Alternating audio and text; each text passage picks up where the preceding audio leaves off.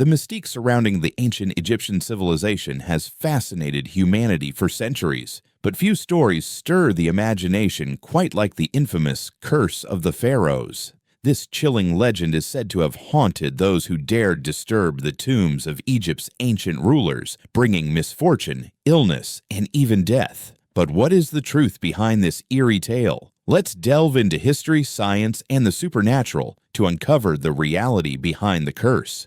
The birth of the curse. The concept of the Pharaoh's curse gained prominence in the 1920s, following one of the most sensational archaeological discoveries of all time, the unearthing of Pharaoh Tutankhamun's tomb in 1922 by British archaeologist Howard Carter. The tomb had remained sealed for over 3,000 years, untouched by grave robbers and filled with a breathtaking array of treasures, gold, and artifacts. However, shortly after this extraordinary find, strange events began to unfold. The financier of the expedition, Lord Carnarvon, who had been present at the opening of the tomb, died mysteriously just months later due to an infected mosquito bite. This incident sparked media frenzy, and newspapers worldwide ran stories of the Pharaoh's curse, as other members of the excavation team also suffered accidents, illnesses, or untimely deaths in the years that followed. Another well-known incident related to the Curse of the Pharaohs involves George J. Gould, an American financier and railroad executive who visited the tomb of Tutankhamun shortly after its discovery. Gould was reportedly fascinated by the ancient artifacts and treasures, but soon after visiting the tomb, he fell ill. He developed a fever and died from pneumonia just a few months later in 1923,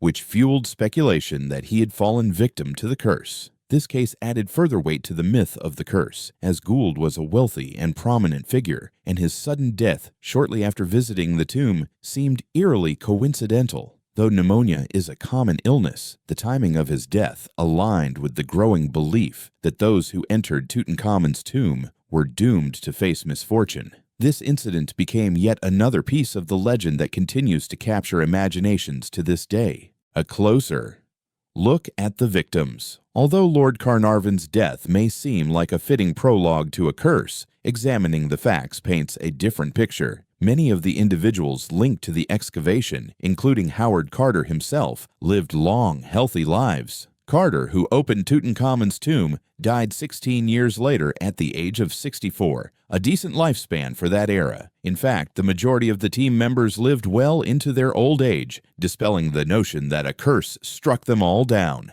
The deaths that did occur often had plausible explanations. Infections, accidents, and natural causes claimed the lives of those involved, which is not uncommon for explorers working in harsh, unsanitary conditions at the time. The science behind the curse. While the notion of a supernatural curse seems fantastical, science offers some rational explanations for the phenomenon. The tombs of the pharaohs were sealed environments for millennia, and it's possible that harmful bacteria, mold, or toxins may have developed inside them. One theory suggests that mold spores, such as Aspergillus, might have been present in the tombs. These spores can be hazardous to humans, especially those with weakened immune systems. Another possibility is the presence of arsenic or other toxic chemicals that might have been used to preserve the dead and protect the tombs. Prolonged exposure to such substances could have caused illness in the excavation teams, contributing to the curse's deadly reputation. The power of perception. The psychological aspect of the curse should not be underestimated either. The human mind is incredibly powerful, and the belief in a curse could have influenced the health and behavior of those involved. The phenomenon known as the nocebo effect, the opposite of the placebo effect, occurs when negative expectations lead to real harmful outcomes. In other words, those who believed in the curse may have inadvertently brought misfortune upon themselves. Media sensationalism also played a significant role in spreading fear about the curse. During the 1920s, stories about ancient Egypt and the mystical power of its kings captivated the public. Sensationalist headlines sold newspapers, and the idea of a deadly curse added an irresistible twist to the real-life drama unfolding in Egypt. The cultural significance of curses ancient Egyptians believed deeply in the afterlife, and their tombs were designed not only to house their bodies, but to protect them from any spiritual or physical interference.